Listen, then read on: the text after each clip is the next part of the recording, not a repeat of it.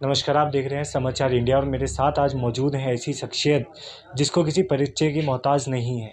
हमारे साथ मौजूद हैं हर्षवर्धन जी, जिनका एक संस्था चलती है देहरादून में जो गरीब बच्चों और गरीबों के कल्याण का कार्य करती है। इस संस्था का नाम है गरीब की मुस्कान।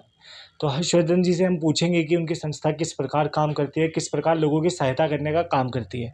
तो नमस्कार सर, आपका बहुत बहुत स्वागत है हमारे चैनल के अंदर। नमस्कार। मैं आपसे जानना चाहूँगा कि जो आपने एक संस्था चालू करी है उत्तराखंड के अंदर, जो काफ़ी काम करती है गरीब की मुस्कान, तो इस संस्था को आपने कैसे शुरू किया, किस किस के साथ मिलकर शुरू किया था? सबसे पहले तो धन्यवाद आपका समाचार इंडिया का। गरीब की मुस्कान संस्था हमने 2018 में स्टार्ट की थी, क्योंकि मैं एक बहुत ही छोटे मध्यम किसान परिवार से निकल के आया था। तो मैंने लोगों की परेशानियां देखी थी कि क्या क्या परेशानियां लोगों को पड़ती हैं। उसके बाद मैं काफ़ी सालों से उत्तराखंड में निवास करता हूँ। एक किसान परिवार से निकला।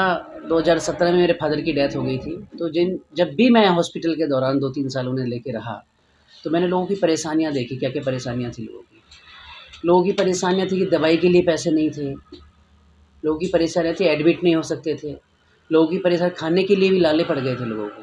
तो हमने बैठ के एक प्लानिंग की। मैं अकेला नहीं था उसमें, मेरे साथ और भी मेरे भाई दोस्त थे। तो जैसे मैंने एक नाम नहीं सोच रहा था कि नाम क्या रखें, ऐसा क्या नाम दें जो लोगों को मोटिवेशन मिले कि हम ये मुस्कान के लिए कुछ काम करें। तो एक मेरे ज़हन में एक सवाल आया कि क्यों ना इसका नाम, बहुत संस्थाएँ चलती हैं, सब अच्छा कार्य कर रहे हैं उत्तराखंड में, तो हमने इसका नाम दिया गरीब की मुस्कान। हमारा एक ही मकसद है, किसी भी कार्य करें सुबह से शाम तक, महीने में, 2 महीने, साल में, कि गरीब के चेहरे पे मुस्कान कैसे आए। वो कुछ ही कार्य होते हैं जिनसे मुस्कान आती है। कार्य तो बहुत लोग कर रहे हैं, सब अच्छा कार्य कर रहे हैं, मैं किसी की अवहेलना नहीं करूँगा, सब अच्छा कार्य करते हैं, जिसका एक मकसद है कि मुझे अच्छा कार्य करना है। तो जी, इस संस्था के अंदर आप गरीब लोगों के लिए क्या क्या कार्य करते हैं, जैसे उनको पढ़ाने का या उनका इलाज का, या सबसे किस पहले तरह? मैंने, हमारी संस्था ने जो स्टार्टअप किया, तो एक बच्ची थी उत्तरकाशी की, वो इंद्रेश हॉस्पिटल में एडमिट थी, महंत इंद्रेश हॉस्पिटल। उसकी हार्ट सर्जरी थी। तो मुझे किसी, मेरे एक फ्रेंड हैं डॉक्टर जय पवार, मेरे एक फ्रेंड है डॉक्टर जय पवार, उनके माध्यम से मुझे वो सूचना मिली। हम उस टाइम अपना स्टार्टअप कर चुके थे संस्था का, लोगों में जानकारी थी कि एक संस्था है गरीब की मुस्कान। उस बच्ची का ट्रीटमेंट हमने फर्स्ट स्टार्ट किया था, जिसमें मेरे पास भी इतने पैसे नहीं थे। मेरे सभी से फ्रेंड सर्कल से मैंने इकट्ठा करके उस बिटिया का हमने हार्ट सर्जरी कराई थी, जो महंत इंद्रेश हॉस्पिटल में हमने कराई थी। आज उस बच्ची की पढ़ाई का खर्च भी हमने उठाया था। तो अब तक उसे हम पढ़ा रहे हैं, स्टडी करा रहे हैं। उसी से हमने आगे हम बढ़ते चले गए, हिम्मत मिलती चली गई। उस टाइम तो मैं इतना मजबूर हो गया था कि 70-75 हज़ार रुपये कैसे होगा, 1 लाख तक कैसे होगा, क्योंकि खर्च बढ़ते जा रहे थे, रोज बिटिया एडमिट थी। लेकिन वो भोजन घर से ले जाना, कभी फ्रेंड के घर से ले जाना, वो हम सब ने पैसे इकट्ठा करके उसका ट्रीटमेंट कराया। उसके बाद पहाड़ पे एक बिटिया आग में झुलस गई थी, जो कि स्कूल का एक मैटर आया था, आप लोगों के संज्ञान में होगा।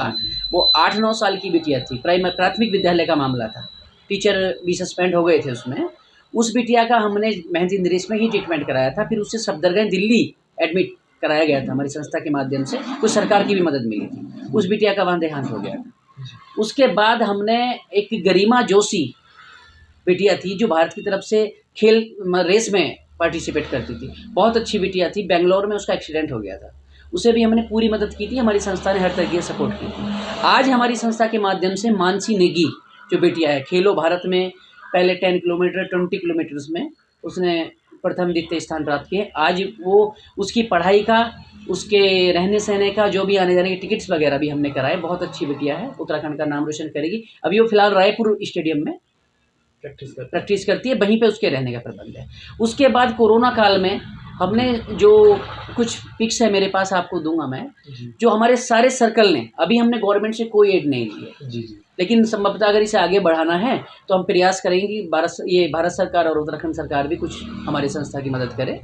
उसमें क्या है, हमारा सबसे पहला स्टार्टअप क्या है, गरीब बच्चों को सबसे पहले इंसान के लिए रोटी कपड़ा जरूरी है। पढ़ाई तो तब सोचेंगे जब रोटी कपड़ा मिलेगा। हमारे देहरादून में, फिलहाल उत्तराखंड में कई डिस्ट्रिक्टों में ऐसा है कि आज भी बच्चे रोड के किनारे, झुग्गी झोपड़ियों में, वो कहीं के भी हों, अदरवाइज रहे तो हमारे स्टेट में रहें। सरकार से, प्रशासन से यही हमारी अपील रहती है कि अगर कोई ऐसा बच्चा है जो नहीं पढ़ सकता हो, कोई इलाज कराने में सक्षम ना हो, कोई बुजुर्ग हो, दंपत्ति बुजुर्ग हो, कोई सिंगल बुजुर्ग भी हो, कोई भी ओल्ड एज व्यक्ति हो जो अपना रहना खाना नहीं कर पा रहा हो, उसके लिए हमारी संस्था सदैव तत्पर है। गरीब बच्चों की पढ़ाई का मैं बेसिकली बहुत ध्यान रखता हूँ, लेकिन सबसे पहले कपड़ा रोटी ज़रूरी है। जब इंसान खाएगा, कपड़ा पहनेगा, तभी अगला स्टेप पढ़ाई जाएगा। तो सबसे पहले हम बच्चों के लिए ऐसा कुछ करते हैं जो उनके चेहरे पे मुस्कान आए।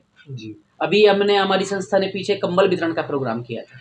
बहुत सर्दी जाड़ों में हल्की हल्की बारिश भी थी। अभी पीछे हमने बच्चों को शूज़ वगैरह, कपड़े, गर्म कपड़े दिलाने का काम किया। तो ये मतलब ये मैं अकेला नहीं कर पाता, ये नहीं कि मैं अकेला ही ऐसा सक्षम हूँ कि कर पा रहा हूँ। ये सब हम सर्कल के साथ कर रहे हैं। आने वाले टाइम में हम सरकार से मदद की गुहार ज़रूर लगाएंगे। तो मतलब जैसे कि लोगों को जिस भी प्रकार की मदद की ज़रूरत है, गरीब की मुस्कान संस्था उनकी उस प्रकार से मदद करने की पूरी कोशिश करती है। पूरी कोशिश करती है, लेकिन फर्स्ट ऑफ ऑल हमारा मकसद यही है, किसी भी कारण से उनके चेहरे पे मुस्कान रहे। मतलब मेन आपका मोटिव यही है कि लोगों को रोटी कपड़े के लिए ना घूमना पड़े, ना भागना ना पड़े, हाँ, देखना ना पड़े, किसी का मोहताज ना रहना पड़े, उनके पास अपनी उनकी संस्था है जो उनकी मदद करने के लिए तत्पर है। दूसरा, जो व्यक्ति नाजायज किसी शासन प्रशासन से कहीं भी परेशान है, हमारी संस्था उसके लिए भी सदैव तत्पर है। जो लोग कहते हैं कि हमारी सरकार गुहार नहीं सुन रही, उनकी प्रशासन नहीं सुन रहा है, प्रशासन नहीं सुन रहा है। कई ऐसे मैटर होते हैं, हम देखते हैं, आम जनता को बहुत दिक्कत होती है। तो उनकी मदद करने के लिए भी गरीब की मुस्कान संस्था 24 घंटे अवेलेबल है। दूसरा, हमने क्या काम किया, अभी पीछे से हमने एक और चीज स्टार्ट की थी। हमने एक एम्बुलेंस स्टार्ट की थी जो आवारा पशुओं के लिए, जो चोटिल हो जाते हैं, उनका ट्रीटमेंट भी हमारी संस्था कराती है अपने बिहार में। हमारे साथ बहुत सारी महिलाएं भी जुड़ी हुई हैं, वो भी आगे बढ़ चढ़ के हिस्सा लेती हैं। कुछ कार्य ऐसे होते हैं, कहीं ना कहीं हम वो कार्य नहीं कर सकते, उन्हें महिलाओं को ही आगे लाना पड़ता है। हमारे साथ में कुछ महिलाएं हैं, वो बेचारी बढ़ चढ़ के हिस्सा लेती हैं, सभी अपनी बहनें हैं, तो बढ़ चढ़ के हिस्सा लेती हैं। क्योंकि अभी हमने क्या काम किया था, कुछ लड़कियां आज भी हमारे समाज में झिझक है। अभी पीछे हमने सैनिटरी पैक देने के लिए काम किया, तो उसमें क्या था कि वो आपने देखा होगा समाज में एक झिझक है कि एक जेंट्स बांट रहा है, एक जेंट्स दे रहा है कुछ गरीब बच्चों को, तो वो झिझक भी हमने दूर की।